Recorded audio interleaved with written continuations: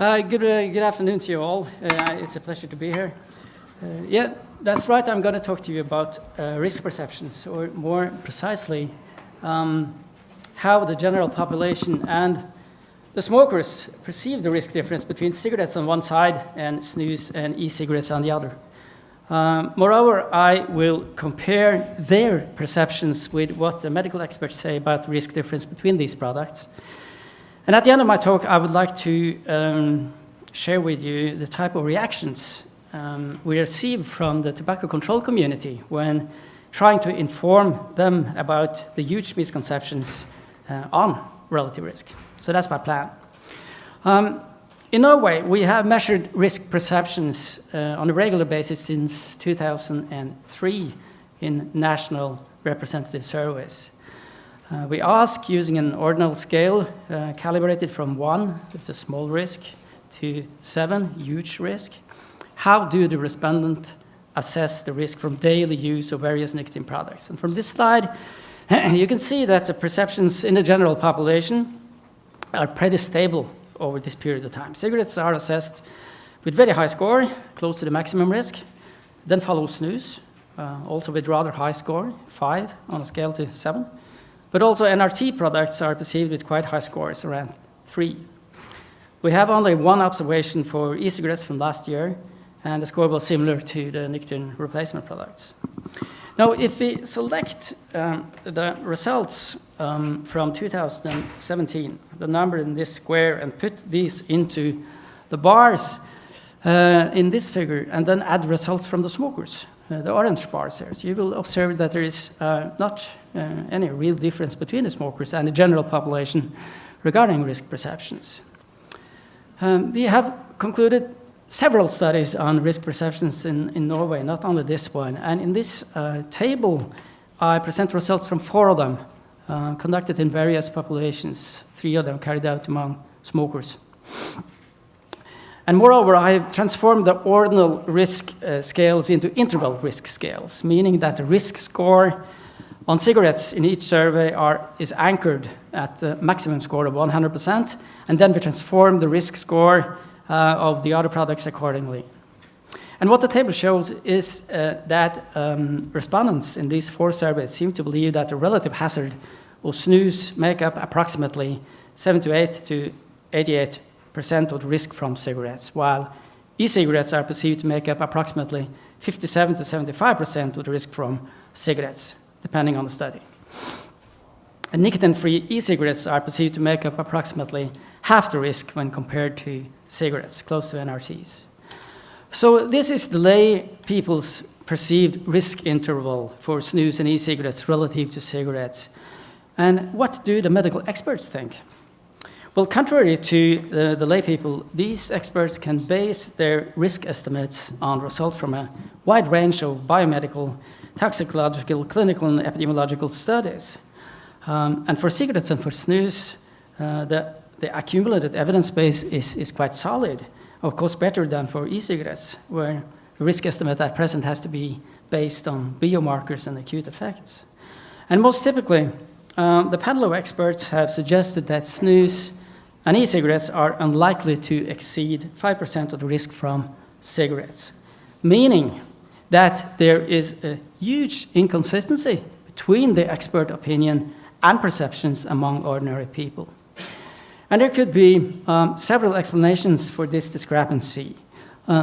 Some, but I think very little, could be due to a methodological artefact caused by the way we measure perceptions and how we calibrate scales, transpose scores, etc.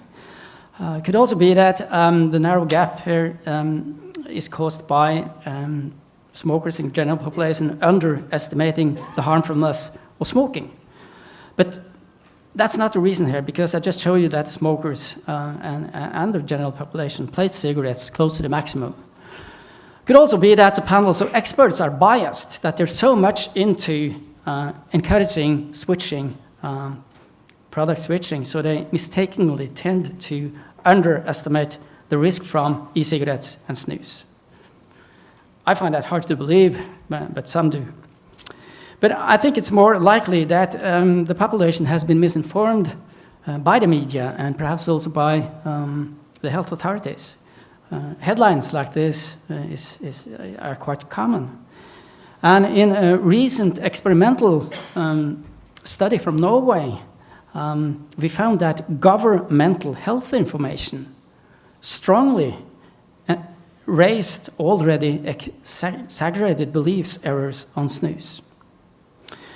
And the consequences of this thought pollution is that smokers feel deprived a motive to switch to harm-reducing nicotine products.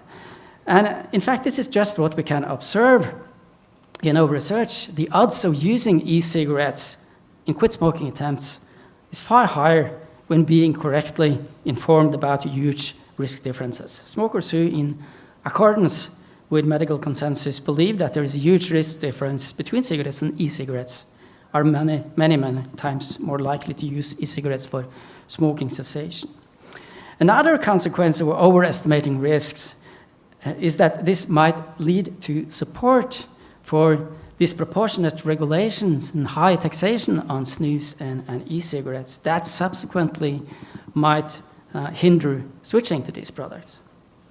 And again, that is exactly what we can observe in our research. Respondents who think that there is no risk difference between snus and cigarettes are inclined to support tax increases on snus, plain packs on snus, ban flavoring on snus products, than respondents who are correctly informed on the huge risk difference.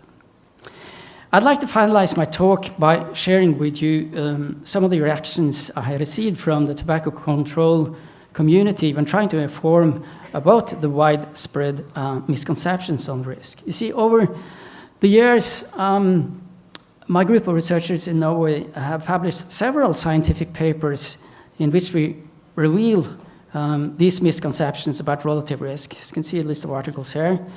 And moreover, I have made a significant number of visits to TV and radio stations, repeating myself to the boring on the huge risk difference between nicotine products.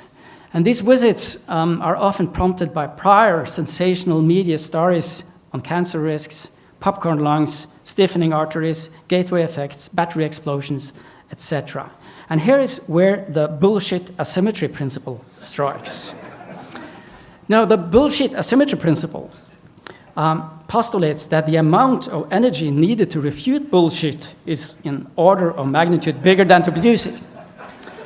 So it's easy to make headlines, but it's way harder to correct them. So what has been the response from the tobacco control community when repeatedly being informed about the confusion that exists among smokers? Well, what we could wish for are responses like this. Oh, this is really bad. We must urgently correct these misconceptions. This is wrong. We have an ethical obligation to do right. But do we hear that?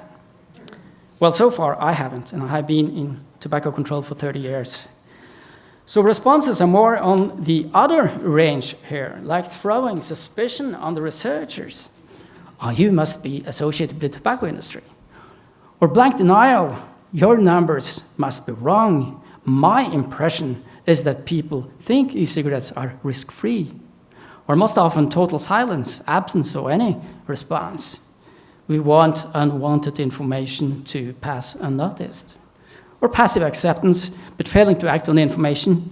Okay, so you might be right, but there is much else to be concerned about. Perhaps the most interesting response that I have received are from people who accept the misconceptions exist and are willing to disseminate accurate information on relative risk if, but only if, a downgrading of risk not will lead non-smokers trying snus on an e-cigarette. So they're willing to trade, they're willing to weigh costs and benefits from such information. So they're asking, how can we send a message across the correct smokers, but at the same time keeping the non-smokers unexposed for that message?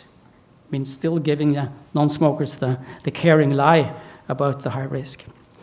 And then we say, why not use this channel of communication? Put labels on the cigarette packs, telling messages of relative risk, like this one. It will keep the non-smokers unexposed, but it may have the ability to correct misperceptions among smokers. So the take-home message is that there are huge misperceptions. Population and consumers are not fully informed about these things. Much of this confusion is probably caused by the media and the health authorities that have failed to provide clear and accurate information. The willingness to correct misperceptions are modest, and the research is trying to correct beliefs must struggle with the bullshit asymmetry principle. I'm sorry to leave you on such a negative note, but thank you anyway. Thank you. Karl, please don't run away from us. As